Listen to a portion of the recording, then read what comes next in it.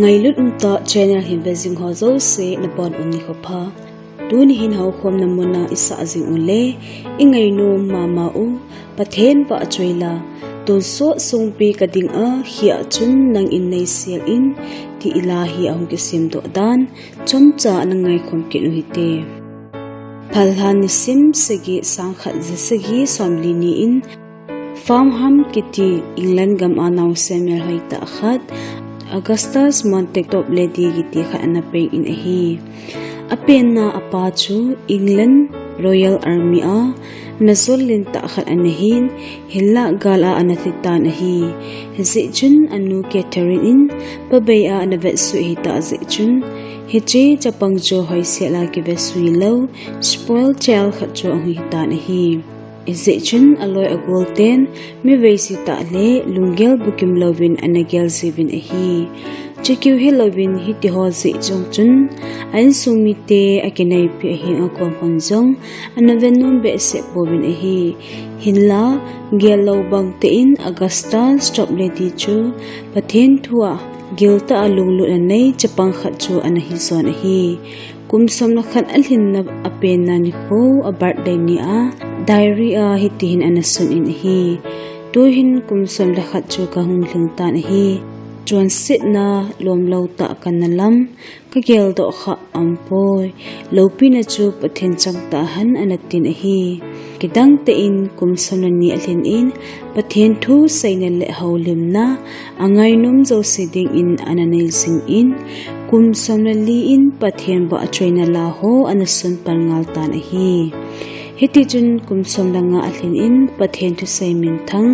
John Wesley nungjui James Morris to say na Irish Barn Service kiti pathen thua khop khom na mun'a konchun Krista kimuche na de ta ananai in ahi iti jun kumsom nilani alhin in Augustus chu pathen la chalhing setting Anglican hobunga na tongting in olden anachang in ahi aphat laisa pathen la chamin thang John Wesley to pathen thula mangai dan ke ba long sin anaki kaltan anaki dem to jinglon in ahi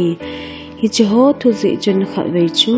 Methodist Hou Lamkai len John Wesley in Augustus chuna sate in analuhan sah-in ahi le Augustus injong hichile thonle dombot nan to so article sauta khat anasun in hi achun Augustus chun pathen mi ngai dam na sangta a choi sandan thu anasun in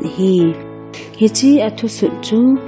sang khat jesagi somsagi le kum'in sodo anahin hichi athu suna kon chun a chainan jaila khat anaki semdoh lotan ahi hichi Tonsot Songpi Kading'a kia chun nang in nei sial in nana thinga hunglung do lungla thisan le tui chu ka chon se nei sop theng in nei hu hi in keima Augustus Toplady chu kumsom thumle gen alhin lazing ni sim som la khat sang khat jasagi somsagi le get kum'in alai se hin ho anabaita nahi hinla aman anasut do zaila chu athenu zeng in zong pathen thu sei in apang jing thein ngainum umpen lungse umta le aki ha sa jing namdang paudang ti ta lova mikang te la a chu talo pathen a nga Ginneo sa le kipi lut jingna pathen ngai lut na hol na la khat chu ong hi jing ta na hi alang khat na Kidangtah khat chu John Wesley injong kumsom thuma sanga hichita bangche nai kilo pakai anjon a manding labu a Apenna preface a anasut jaila to chun kilo te in ana umkin in hi o so cha na songpi kisuchima kadinga ke chu hichi tuisi thisan le tuil hi hunglung do chu ka chon simna ngai demin kalhagau athin sa e tin anasun in hi Tonsot Songpi Kading'a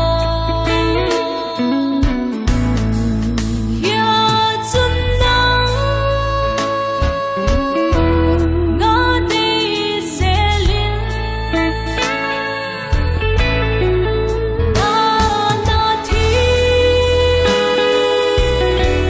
nga hu